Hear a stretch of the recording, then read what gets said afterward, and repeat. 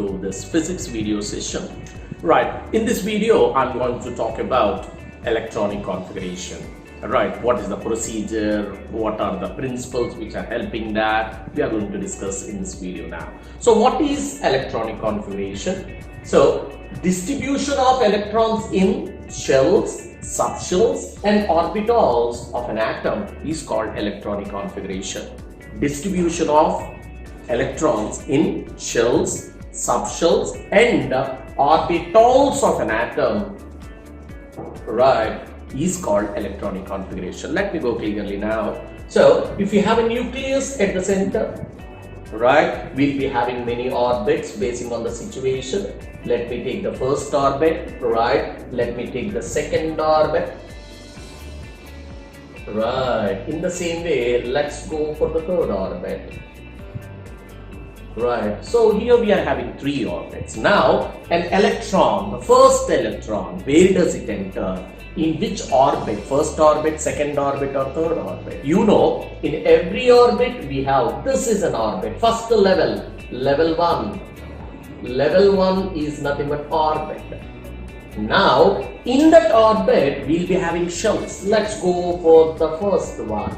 Right, so level 2 is nothing but level 2 is nothing but shell or a subshell. Whereas orbit is also called as shell here. Okay, now, right, as we are talking about the first orbit, no issues there. Why? Because we are having only one subshell. Right, now if you go to the second orbit, right, if you go to the second orbit, you will be having s orbital and also p subshell. We are having two subshells here. Right, so this is nothing but the 2s and this is nothing but 2p. Okay, now in that subshell we are having orbitals. Okay, so level 1 is nothing but into which orbit it is getting. Level 2 is nothing but which subshell it is getting. Now we are having three orbitals here. The first one is 2px. The second orbital is nothing but 2py. The third orbital is nothing but 2pz. Right, now those orbitals are nothing but the third level. Those orbitals inside level 3 orbitals. Right, so level 1 into which orbit? The bigger one. Second one into subshell. Into, now the electron enters inside. Now, how they are distributed, into which orbit they are going in a systematic procedure, how they are getting is clearly explained with the help of the rule electronic configuration. Distribution of electrons in the shell, subshell into orbital. Distribution, sending the electron there is nothing but electronic configuration. Example, let us take something like oxygen. We are taking oxygen here, right? You know, atomic number of oxygen is nothing but 8, right? How many electrons it has? It has many electrons, or totally 8. 1, 2, 3, 4, 5, 6, 7, 8. 8 electrons are there. Now, of course, we know there are 8 protons there. Okay, now, right here, this is the first one, right? This is the first electron, this is the second electron, third, and so on. This is the 8th electron, right? So, in which order they should get into which orbit? I can't say first electron, second electron, third. I can't write continuously. Why? Because we are having 118, right? So, there should be a certain notation, right, or something like address of that, where it has to go. For the sake of explaining us, a shorthand notation is given, that is nothing but NLX. Okay, now this goes for first level, which is nothing but orbit, as I said, into which orbit it is going. Right, now this talks about the second level, right, subshell, into which subshell it is going. And the third one is nothing but third level Of course, it's nothing but orbital or number of electrons in the orbital. Simply, third level is nothing but number of electrons. So this is the notation which is helping us to know into which orbit, subshell and orbital the electron is getting in. Now to explain this, now let us go for oxygen. Oxygen, just now I said to you 1s2, 2s2. Right, it's nothing but 2p4. This is the electronic configuration of oxygen. What does it mean? What does it mean? So this one is nothing but the first orbit. Let us go. In first orbit, in s orbital, 2 electrons are placed. First orbit, yes, this is the first orbit. N is equal to 1. Right, in s orbital, this is nothing but 1s, means in the first orbit, s orbital. How many electrons are placed? 2 electrons are placed. Yes, they are placed there. Okay, now let's go. Now again, NLX means second orbit, s orbital, 2 electrons. Now this is the second orbit, n is equal to 2. If this is k, this is L, right? This is the second orbit. In that one, in s orbital, how many electrons are placed? 2 are placed. Yes, 2 are placed there. Right. Now again, in the second orbit, in the p orbital, 4 electrons are placed. In the second orbit, we are filled with the second 2s. Later on, we are coming to 2p. Right. In this one, how many electrons? 4 electrons are there. How they are supposed to be placed?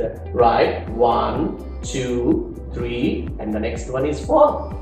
Right, how they are filled up, which systematic order they are getting filled. So it's clearly explained by electronic configuration. So the filling up, in the example I have taken it as oxygen. Now how many electrons are there? Totally 8 are there. How the 8 are getting in? What is the procedure getting in? Right, but this electronic configuration doesn't matter in the Uni Electron System. Right, what is an Uni Electron System? You know, taken an example of hydrogen, right, atomic number 1. Right, what is the electronic configuration? 1s1. Right, it means in the first orbit, s orbital, 1 electron is placed. So it doesn't matter. It doesn't matter in which it is going. So electronic configuration doesn't give sense in the Uni Electron System. But while dealing with a multi-electron system, means any element which is having more than 1 electron. Example, you take it as hydrogen. Hydrogen, how many electrons are there? 8 electrons are there. Where they are placed, if the address or the electronic configuration, if it is not clearly known, it is not possible to explain. Now let's coming out after these dealing with, when we are dealing with the multi-electronic system, is there any procedure that it should go straight one after the other, or are there any other rules present while filling the electrons in the orbit or subshell and orbital? Are there any procedures? Means yes, there are certain procedures according to which we are supposed to fill. Those procedures are clearly, or those are not, instead of calling it as procedures, that is the way it has to be filled, or it is already filled. So to explain that, we are having certain principles called Pauli's exclusive principle, half-bow principle, and Ohm's rule. These 3 principles helps us to better understand how the electrons are filled, already filled in the nature. To study how they are filled, we'll come with the Pauli's, half-bow, and Ohm's rule. So this is what about electronic configuration. Distribution of the electron in the first level, shell, second level, subshell, third level, orbital, right? Systematic arrangement. It doesn't matter in the Uni Electron System, but whereas when we are dealing with many electron system, electronic configuration plays an important role. Of course, there are general procedures which has to be, or which are explained by our all. Yeah, let me explain the electronic configuration in terms of Uni Electron System and Multi-Electron System. Multi-Electron System is also called as Poly-Electron System. Poly means many. Okay, as I said to you, Electronic configuration doesn't matter when dealing with the Uni Electronic System. Why? Because there is only one electron. Whereas when we are dealing with the Multi-Electronic System, it matters a lot. Therefore, we are supposed to follow certain procedure. What is the need for those procedures? Let us come back to that. So, Uni Electronic System, it has only one electron. Let me take an example of hydrogen. Hydrogen, as you all know, atomic number is 1 and the electronic configuration is 1s1. This is nothing but the first orbit it is saying. This is nothing but the s orbital, and the number of electrons present are nothing but 1. If you go with the notation of, just now I said, NLX, right? Orbit, shell, subshell, number of electrons. So what is it saying? First orbit. Now let us go to the first orbit. Why? Because this is the principal quantum number. It went to the first orbit. Yes. Now S subshell. We know this is nothing but 1s first subshell, and as there is only one electron, I am placing that in this one or with any arrow mark. Right, that is the electron, that is the way of filling. Now, as it is having only one electron, now let's go back to the shell. Which is the shell in which it has filled? K, right. What is the principal quantum number of that K? It's nothing but n is equal to 1. No issues. Now, means for that electron, the only electron present there, for that electron, what is the principal quantum number? 1. Now in the same way, the electron entered into s orbital, right? So s orbital means it's a subshell. It will be having azimuthal quantum number. Azimuthal quantum number for s subshell is nothing but 0.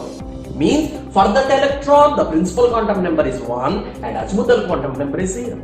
Right. Now, if you go to the orbital, in which orbital, right, if you go for the magnetic quantum number, which is nothing but ml, it is dependent upon 2l plus 1, that is 2 into l value is 0 plus 1, which is nothing but 1. So, means for that only electron of the hydrogen, principal quantum number is 1, azimuthal quantum number is 0, and magnetic quantum number is 1. Now let's go for the fourth quantum number, that is nothing but spin, which is having half integral values. So the only electron, as it is only one electron, as there is no pair for that one, so it may be a half integral function or minus half. It may be clockwise or it may be anti-clockwise or right. Why? Because as it is only one electron, it doesn't matter whatever the sign it is. It may be, it doesn't matter there. But when we are dealing with a multi-electron system, as it is paired up with someone, the entire behavior of the element depends upon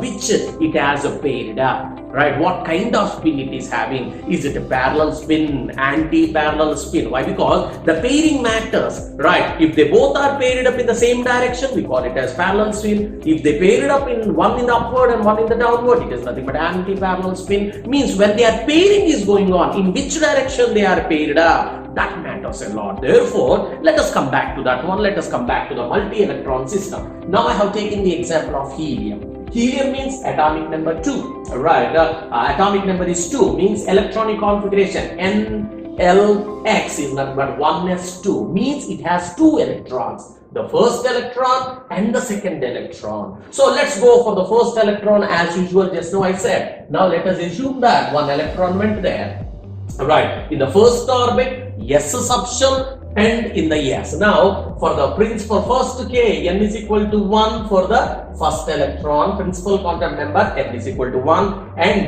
for s subshell, as it has entered into s subshell, right, I can take as it's nothing but s subshell, right, as it has entered into s subshell, the L value is nothing but 0 for the first orbit. In the same way, if you plug in the value of L is equal to 0, we are getting it as 1. Right, now assume that now the first spin is nothing but plus half. Okay, right, we are not sure. Well, as it is only one, let us assume that. Now, for the second electron we are talking about. First, as we are having 2 electrons, the second electron, it has to get in and it has to be paired up. First, when it is getting up, doesn't matter. But when it is pairing, that matters a lot. How it is paired up? What kind of direction?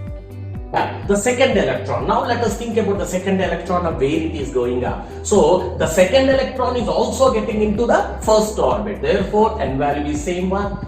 The second electron also went into the s orbital. For this one also it is 0. Right. The second orbital, the second electron also has orbital, the same thing, it also has 1. Now this matters. In which direction? The half integral spin or the spin value, is it positive or negative? How they are paired up? This matters a lot for us. How they are pairing? Is it pairing as a parallel spin? Is it pairing as an anti-parallel spin? What? Right. That is explained by the other principles, Hund's rule, half-bow principle, and Pauli's exclusive principle. Why? Because this is important. Why we are doing this is what we are saying. What is the need of, what is the necessity of electronic configuration? Means to understand electron behavior. So if they are having parallel spin, they will be having one kind of behavior. If they are having anti-parallel spin, they behave in different way. Right, and moreover, to know its reactivity, how they are going to react, it depends upon the direction in which they are rotating. Right, basing upon the direction, its reactivity matters. Right, therefore, so as that to know the reactivity, to know the behavior of the electron, electronic configuration is must, which is clearly explained by the next Pauli's half-bow. In this channel, I have been placing both math and science videos.